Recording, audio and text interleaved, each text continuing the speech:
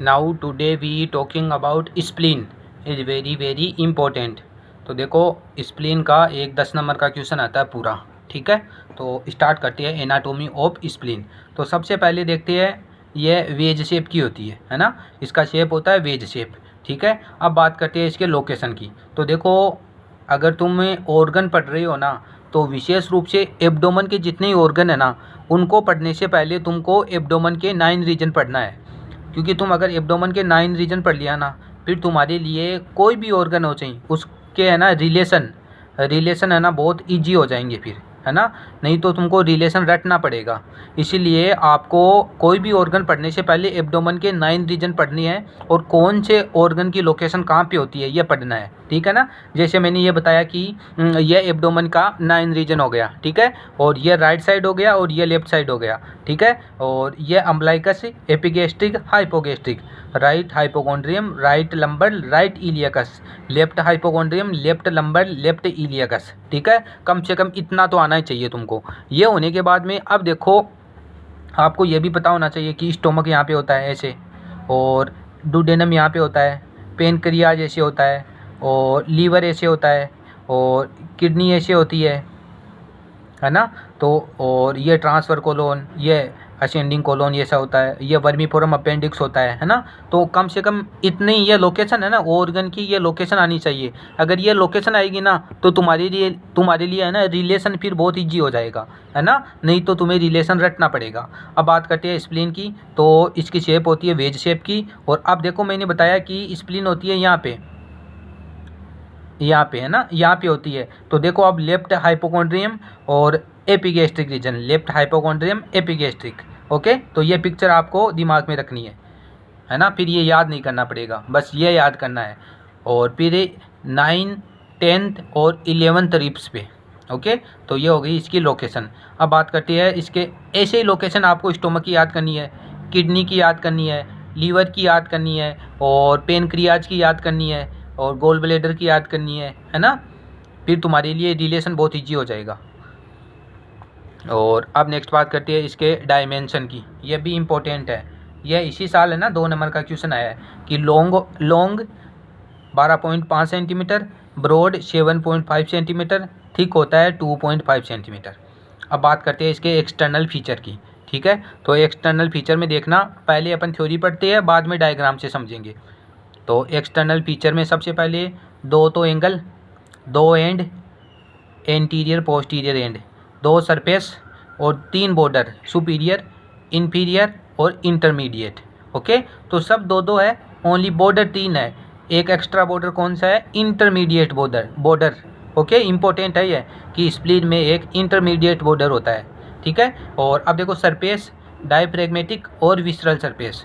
जो diaphragmatic surface होती है ना, वो डायफ्राम से रिलेट होती है और कॉन्वेक्स होती है। विसरल सरफेस कॉनकेव होती है और इरेगुलर होती है, ठीक है। और फिर इसके कंटेंट में होता है हाइलम, है ना, हाइलम, जिसका कंटेंट होता है स्प्लेनिक वेसल और वेसल्स, ठीक है। और यह देखना किसके बीच में होता है hilum? Superior and intermediate border के बीच में हाइलम होता है, और इसका कंटेंट होता है स्प्लेनिक वेसल, ठीक है। अब देखो एंटीरियर एंड और पोस्टीरियर एंड, ठीक है। और विसरल सरफेस और diaphragmatic surface, superior border, inferior border और ये इंटरमीडिएट बॉर्डर, ऐसे उभरा हुआ ऐसे, ठीक है। और ये हो गया अपना, ठीक है। और ये हाइलम हो गया जिसका कंटेंट होता है स्प्लेनिक वेसल, ओके। नेक्स्ट बात करते हैं इसके रिलेशन की।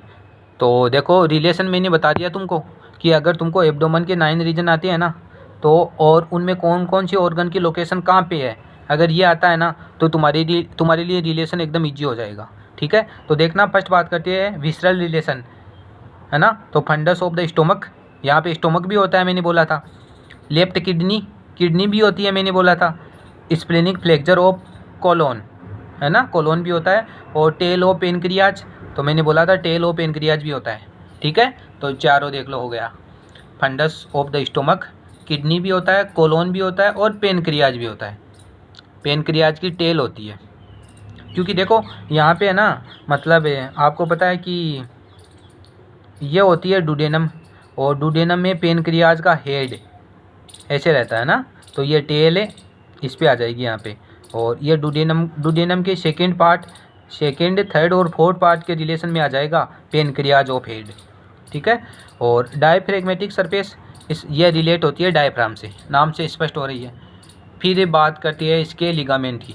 देखो ये है ना, इसी का नहीं, स्टोमक है इसके भी रिलेशन आ जाएंगे तुमको, लीवर होता है इसके भी रिलेशन आ जाएंगे, किडनी है इसके भी रिलेशन आ जाएंगे, स्प्लीन है इसके भी रिलेशन आ जाएंगे, और डुडेनम है इसके भी रिलेशन आ जाएंगे, कोलोन है इसके भी रिलेशन आ जाएंगे, सब ऑर्गन के रिलेशन आ जाएंगे। अगर आपको एब्डोमेन के 9 रीजन और उन रीजन में ऑर्गन की लोकेशन अगर ये याद कर लिया तो, है ना। और ये तो आपको पढ़ना ही पड़ेगा। देखो नेक्स्ट बात करते हैं लिगामेंट, है ना। लिगामेंट मतलब इसको पकड़ कर रखने वाली स्ट्रक्चर कौन कौन सी है।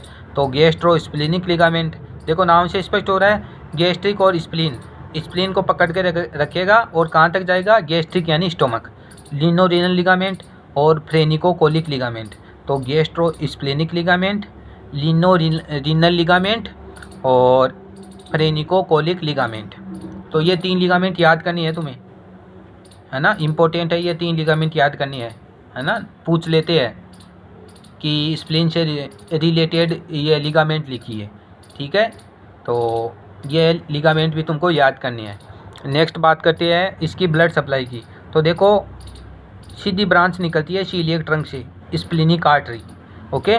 और celiac trunk is very very important, stomach की blood supply celiac trunk, okay. सीधा का सीधा क्वेश्चन आता है कि स्टोमक की ब्लड सप्लाई क्या है। तो अगर 2 नंबर में क्वेश्चन आता है ना तो सीधा ही लिखना है सीलियक ट्रंक, और अगर 5 में आता है ना तो फिर सीलियक ट्रंक की ब्रांच और लिखनी होती है ना। सीलियक ट्रंक की 3 ब्रांच होती है मेन ऐसे, और फिर इनसे भी अलग अलग ब्रांच निकलती है, 2 3 इससे 3 निकलती है ना।